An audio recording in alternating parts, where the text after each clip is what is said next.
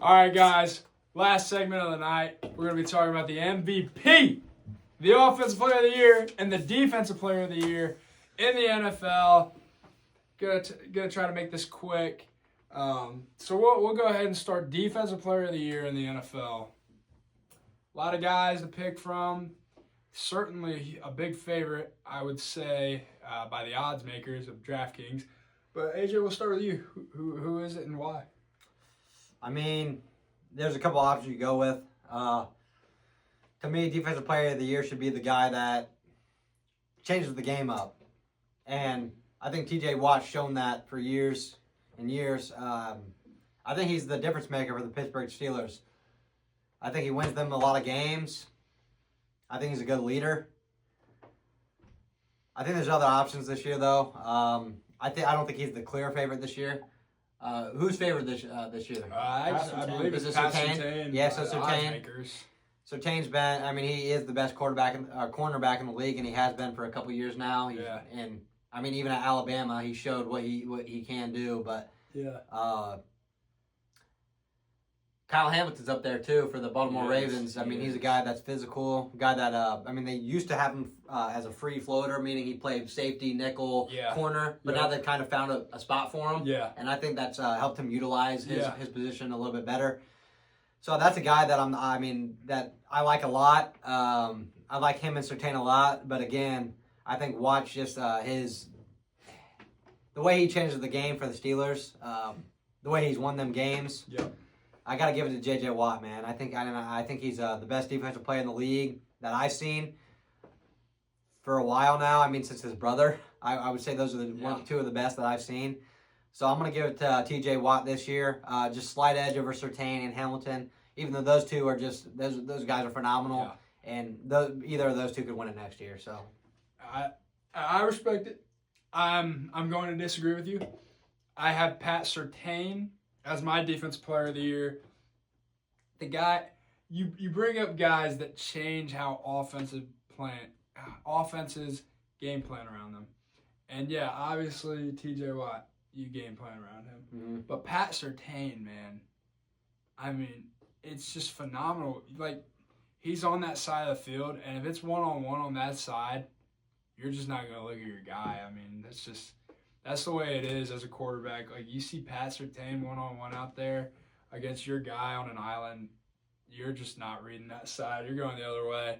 I mean, he doesn't have all the stats per se, but that's because no one is throwing at him. Like, you don't throw at a guy who's locking everyone down. And, I mean, it's Pat Surtain to me. I think another guy that deserves a little bit of love, who probably hasn't from the mainstream media because they didn't make the playoffs, is Trey Hendrickson. Mm-hmm. He led the league with 17.5 sacks. Granted, I don't think he adds that big of a impact like T.J. Watt does. Like T.J. Watt, you got running backs going to that side. You have tight ends chipping that side. Trey Hendrickson, they still do, but I don't think it's all the time like they're asking a Myles Garrett to get chipped or a T.J. Watt to get chipped. But Trey Hendrickson, phenomenal year, and I think he deserves some more love too. Yeah, you can't take away from that. Bryce, what you got? Well, I'm a big Bengals fan, but I'm going to go on T.J. Watt first. Yes, he's a big game wrecker for the Steelers. Wins a lot of games, like AJ said. He had 11.5 sacks, 61 total tackles. He had also... How many forced fumbles? That's what I'm looking at. He had 6 forced fumbles. Yeah, so that's really good. And he's getting double teamed too. Mm-hmm. So that's going to be a pretty close one. Then I'm going to move on to Pat Surtain. Like Tyler was saying, AJ, not a lot of quarterbacks throw his way because of how he's locking these receivers on. And I see the stat, Surtain gave up 545 total yards this past season.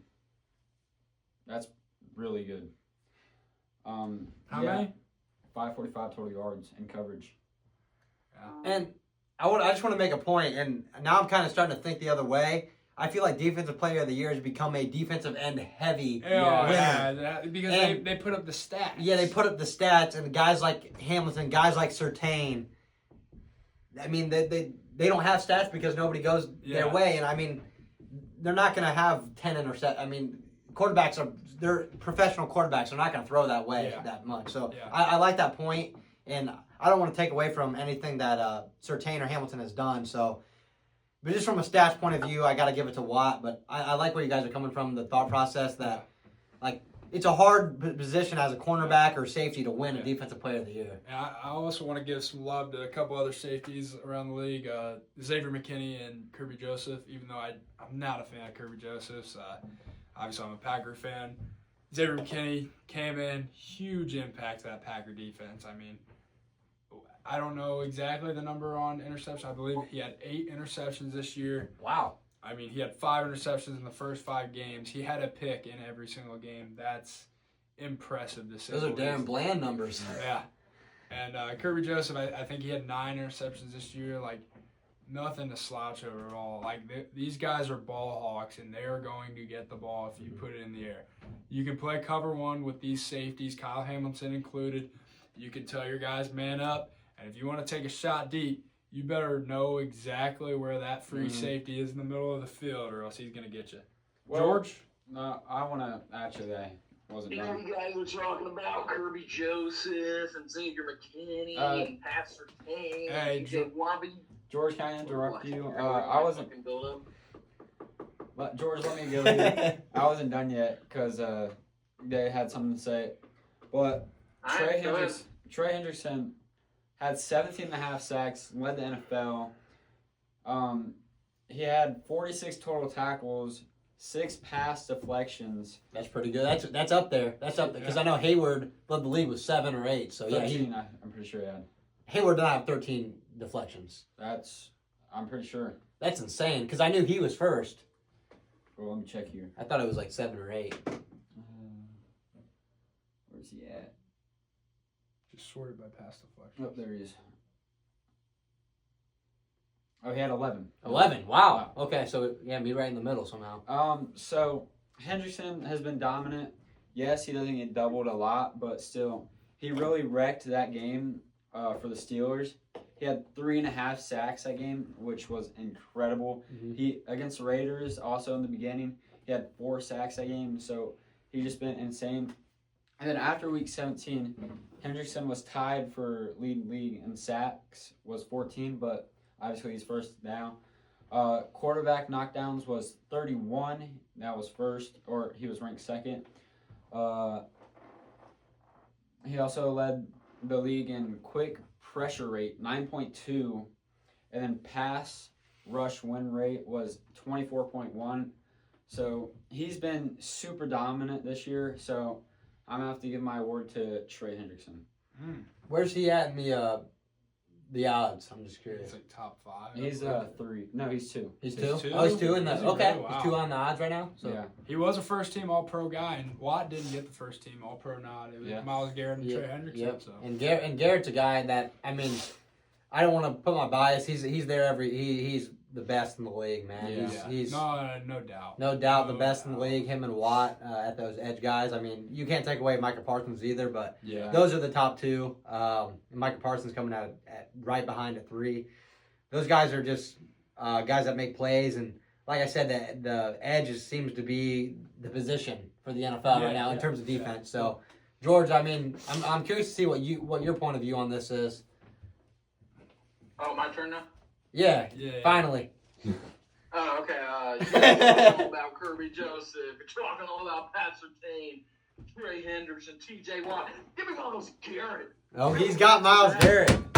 Okay. Give me Myles Garrett, the only person to have 14 or more sacks in 5 straight seasons. Never wow. done before at all. Give me them back to back, baby. You said that's never been done before? Never been done. Not in 5 straight years, right? George, I do think he would have probably won it if the Browns had a better season. Record, yeah. It's an individual award, isn't it? It is, but it's kind of like MVP a little bit. Not as much, but it's where. Yeah. So that's like it for every reward except like Rookie of the Year. Yeah. I'm just saying. And then. Myles Garrett. Okay. And then that takes us in Offensive Player of the Year.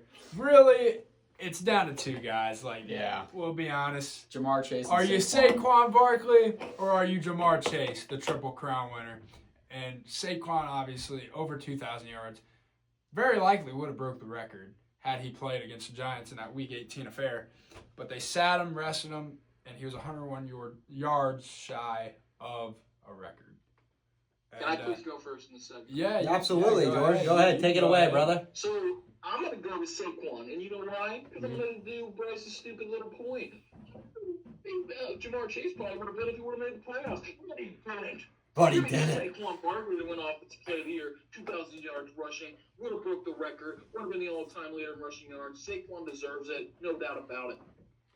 Well, I'm going to go second here. George, I disagree because there's been 9 2,000-yard rushers. Saquon was a 9th. There has now been 5 Triple Crown winners. Was Jamar Chase. He was the 5th. Jamar Chase really helps that offense. If they double Jamar, Joe can easily get the ball to T. Higgins. So Jamar's just really been that guy. I mean, but look at what the Eagles were last year. They looked like they barely made the playoffs, and now look, they get Saquon. They go 14-3. Yeah. 13-4. He was the difference maker. He changed that whole offense. He changed that whole system. Yeah. He won the games for him. He was. He's the biggest difference maker that offense could have got. And if you're looking at offense play of the years, you're looking at how significant it's got to be. How does he impact the team? How does Saquon not win that award with what he did for that team when they were at a year ago? And I think I'm going to have to side with you here, George. As much as I love Jamar Chase, and I love the Triple Crown too. Like, it doesn't happen very often, but man, Jamar Chase, you led in every statistic, but I think a lot of those situations you guys were throwing because you were down and you had to throw, and he just ended up being the go-to guy in those moments. But, you know, with the Eagles, you know, he was a 2,000-yard rusher, and they won. Like, I think that's a big reason of it. And they win because of Saquon, and that's just the flat-out fact of it all, is Saquon completely changed the trajectory of, honestly, the Philadelphia Eagles franchise as a whole. Like, going into last offseason before they got Saquon, no one was really thinking that much of what Philadelphia could do in the NFC. It was all San Fran and Green Bay and Detroit. Those were the top 3 juggernauts of the NFC of who people thought going into this season. Obviously, that's not the case now, and a big part of that is Saquon Barkley. Yeah, and I kind of agree with that point there. I mean, Saquon's really changed that team for the Philadelphia Eagles. But I can't take away from how many great players that we got to witness on the offensive side this year. I mean, first of all, we got 3 QBs that on any other year would have been MVPs. Yeah. And I know the Offensive Player of the Year is usually a non-QB award, but what about the guy that doesn't, between Lamar Jackson and Josh Allen, that doesn't win an MVP? Who's to say that one of those guys doesn't get Offensive Player of the Year? I'll tell you who says it. Saquon Barkley says it, because he's only the 6th guy that's ever broke 2,000, and he would have broke the NFL record in rushing yards if he played that last game. So it's just crazy to think about how great of a year this was for offense. Yeah. How How many great QBs we got to see. And you can't take away from Jamar Chase either on the Triple Crown side. And he won a Triple Crown. I mean, on another year, that's a no-brainer that he's the Offensive Player of the Year. Yep. But you just got too much going on.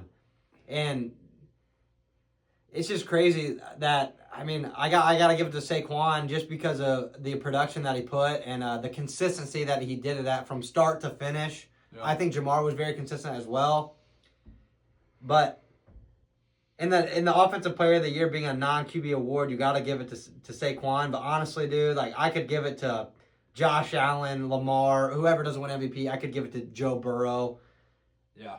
That's a very good point. I mean, there's so many great offensive players this year.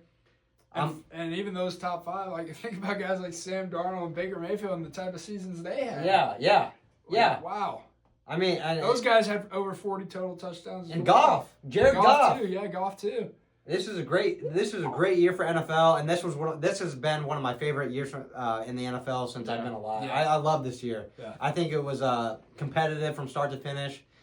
I don't know how the viewership did, but I don't think that really matters. As me as a viewer, I really enjoyed this year. I don't know how everybody else feels, but I'm gonna give it to Saquon by a slight edge over Jamar, over Joe Burrow, over either Lamar or Josh, whoever doesn't win MVP on those two. So, well, if I didn't make it obvious enough, Jamar Chase was my OPOY award, just barely getting it. And then we're gonna move on to MVP. Camera's still on. All right, and last, obviously, alluding from Bryce, but certainly not least, we have the MVP. And what a year of football it was. Yes. With a lot of guys that are very, very deserving on most normal years. But as AJ said earlier, this was not a normal year for offense. And, I mean, for me, it's down to two guys. Yeah. It's down to Lamar Jackson. It's down to Josh Allen. With the way the award's going, obviously it's gone a quarterback award. And Saquon, yeah, he's very valuable. But, man, Lamar and Josh, it's a very tough decision for myself. Personally, and it's so hard for me to say this with the season that both of them have had, I think I lean Lamar. And the reason I lean Lamar is his impact in the run game and his impact with his arm. He can do just so much. And Josh can too. Josh really can too. But watching Lamar Jackson and watching the eye test of what he can do and how his awareness of what's around him, it's insane. And he's so accurate throwing the ball downfield. Yeah. And he has less interceptions and more total touchdowns than Josh. And, I mean, say what you want about them adding Derrick Henry, but my gosh, the guy won MVP last year, and he's the only player in NFL history to throw for 4,000 yards and have 800-plus rushing yards. That guy's the MVP. And I love Josh Allen. And I wish they could get co-MVPs almost. But if there was a year to do it, it'd be this year. It would be. But gosh, you got to give it to Lamar. The guy's having the best statistical season of his career. It's got to be him. After the season he had last year, too, and he was the MVP, he's got to be the back-to-back MVP. And that's my take. AJ? Yeah, I mean, if the Cincinnati Bengals would have made the playoffs, and that's a big if. That is a great point, too. I would probably have gave it to Joe. I agree. Just because his ability to surprise. I mean, he just came off an injury again, and he's been able to battle back, lead his team, and he's a great quarterback. But I gotta agree with Tyler. My take's Lamar Jackson. I've never seen a player that could do it both in the run and pass game as good as him. I've never seen a player as dynamic as him. I've just, and it's been for years now. It's been in college. It's been in the NFL. He is the most valuable player in the NFL. His value in the run game, his value in the pass game is higher than any other player. I'm going to give it to Lamar, man. That's not to take away the season that Josh Allen, that Joe Burrow had. It's just that Lamar Jackson is the X factor. He's the guy right now in the league. He's the guy that, statistically and just like visually watching, it's not just stats. He does it both ways. He's the X factor, man. So I'm going to give it to Lamar by a slight edge over Josh Allen, and then Joe Burrow coming in third when he could have been first in any other year. So that's my take. George? You guys make great points about Lamar and Josh. The one key point I want to hit on is we call it the most valuable player, right? We do. So I want you to take Lamar off Baltimore and Josh off Buffalo. Who has a better season? Baltimore does. I think we can all agree about that, right? Yeah, I agree. Josh Allen. Debatable. I mean, the Ravens had a lot more Pro I Bowlers and All-Pros. I hear you for sure.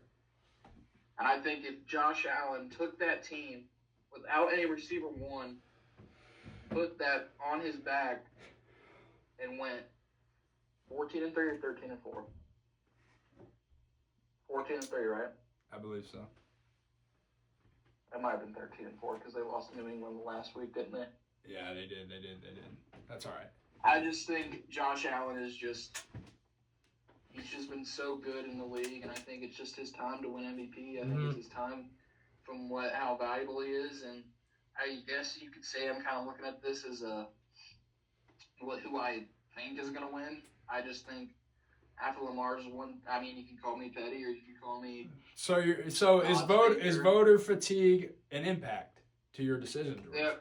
Yeah, because I think Lamar's won 2, Josh hasn't won any. I think the way Josh Allen had the season going, and that ball that he threw to Lamar, he pitched it back, and he dove in the end zone. He's had all these highlight plays. Yeah. I think Josh Allen gets his first MVP this year. Okay. And Bryce, wrap us up, and then we're gonna wrap it up. Well, like AJ said, I would have went with Joe Burrow, but they did not get into the playoffs. He was 82 yards off of 5,000 passing yards. He had 45 total touchdowns, 9 interceptions. He's been incredible. But then we move on to Josh Allen and Lamar. Like George was saying, the Ravens have a more stacked team. They're really good on all sides of the ball. They have really good star players. And then we move on to the Bills. Like George said, they don't have a receiver one, so they don't really have that guy that Josh can just target mostly. They just have to rely on that scramble and run game with them two. And then, like Lamar, he has Derrick Henry, who's the second best running back in the league. He's got Zay Flowers, Mark Andrews. I mean, those two are dominant. They got a great offensive line. And then Bateman. Yeah, Bateman, too. He's pretty good. And then we move on to the defense. I'd say Bills might be a little better on there. I'm not sure. But I'm going to have to give it to Josh Allen, just slipping through barely. Okay. And that's the episode. That's the night. We appreciate you all watching us tonight. Stay tuned. We have big plans for this in the future. We're excited, and can't wait to keep this journey going with you guys. So, yep.